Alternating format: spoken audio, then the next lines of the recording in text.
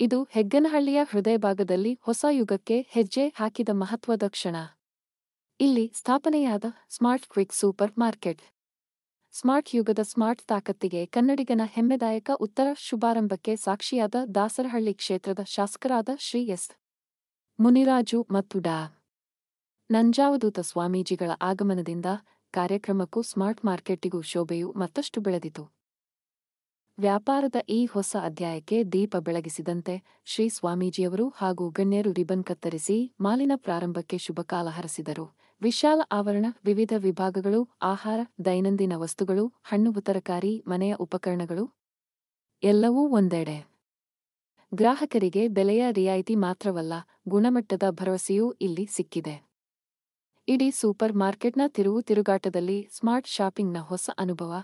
ಕನ್ನಡಿಗರಿಗೆ ತಮ್ಮದೇ ಆದ ಮಾಲ್ನ ಭಾವನೆಗೆ ಈ ಪ್ರಾರಂಭ ಹೊಸ ಬೆಳಕು.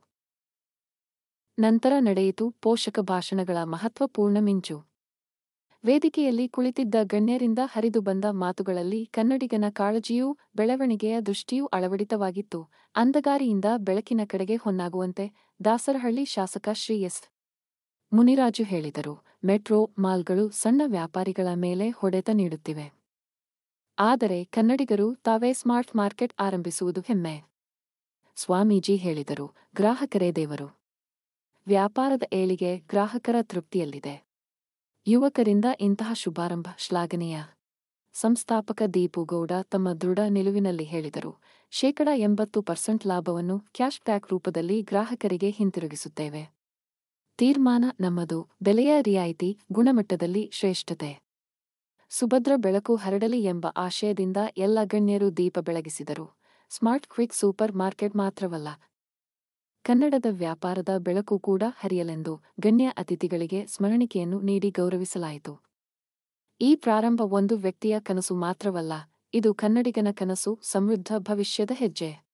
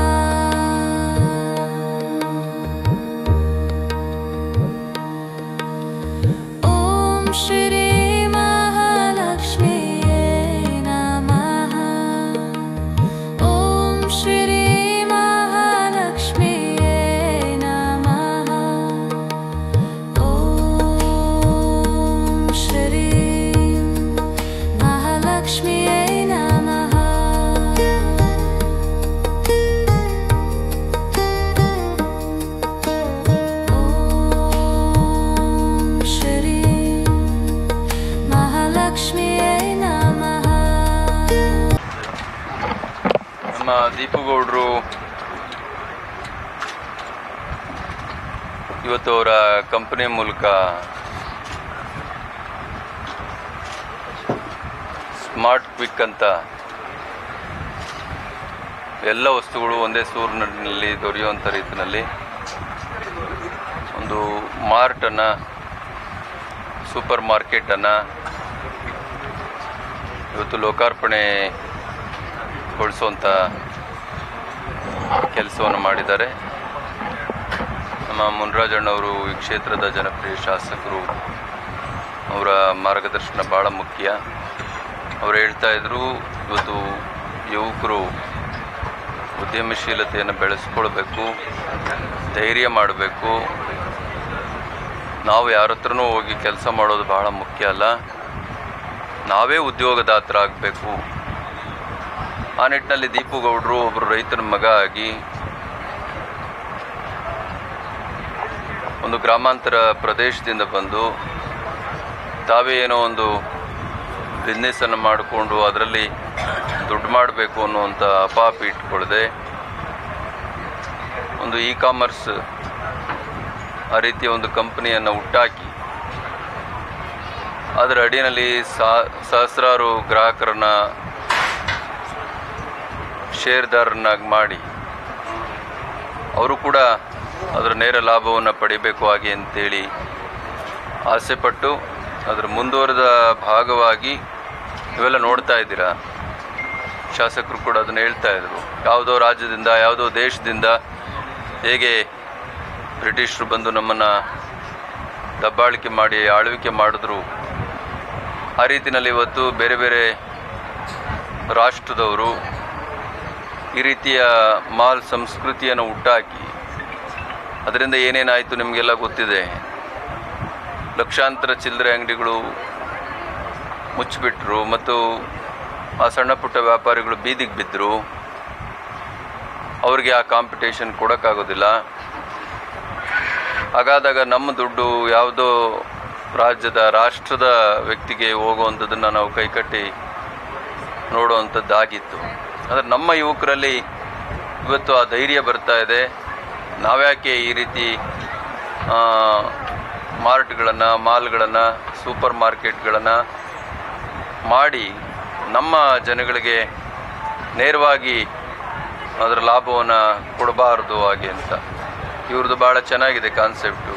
ನೀವು ಕೊಂಡ್ಕೊಳ್ಳಿ ಮತ್ತು ಬೇರೆಯವ್ರಿಗೂ ತಿಳಿಸಿ, ಮತ್ತು ಕೊಂಡ್ಕೊಂಡಿದ್ರಲ್ಲಿ ಆದಾಯನೂ ಕೂಡ ನೀವು ವಾಪಸ್ ತಗೊಳ್ಳಿ ಹಾಗೆ ಅಂತ.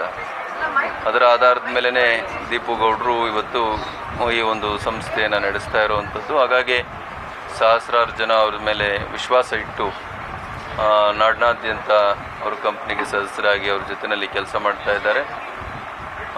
ಕೇವಲ ಈ ರಾಜ್ಯದಲ್ಲಿ ಅಷ್ಟೇ ಅಲ್ಲ, ಈ ಸಂಸ್ಥೆ ಈಗಾಗಲೇ ರಾಜಸ್ಥಾನದಲ್ಲಿ, ಬೇರೆ ಬೇರೆ ಡೆಲ್ಲಿನಲ್ಲೂ ಕೂಡ, ಡೆಲ್ಲಿನಲ್ಲಿ, ಉತ್ತರ ಭಾರತದ ಹಲವಾರು ರಾಷ್ಟ್ರಗಳಲ್ಲಿ ಈ ಥರದ ಸಂಸ್ಥೆಯನ್ನು ಮಾಡಿ ಅವರು ಯಶಸ್ವಿಯಾಗಿದ್ದಾರೆ. ಮತ್ತು ಈ ಒಂದು ಮಾರ್ಟ್ ಇದನ್ನು ಈಗಾಗಲೇ ರಾಜಸ್ಥಾನದಲ್ಲಿ ಕೂಡ ಅವರು ಮಾಡಿದ್ದಾರೆ, ಅಲ್ಲಿ ಕೂಡ ನಡೀತಾ ಇದೆ.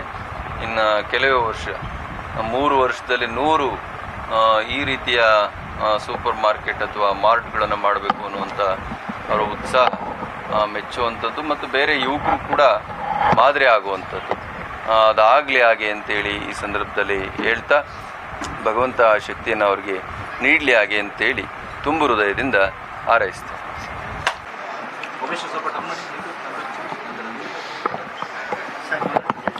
ಎಲ್ಲನೂ ಕಾಣಲಿ ಅಂತ.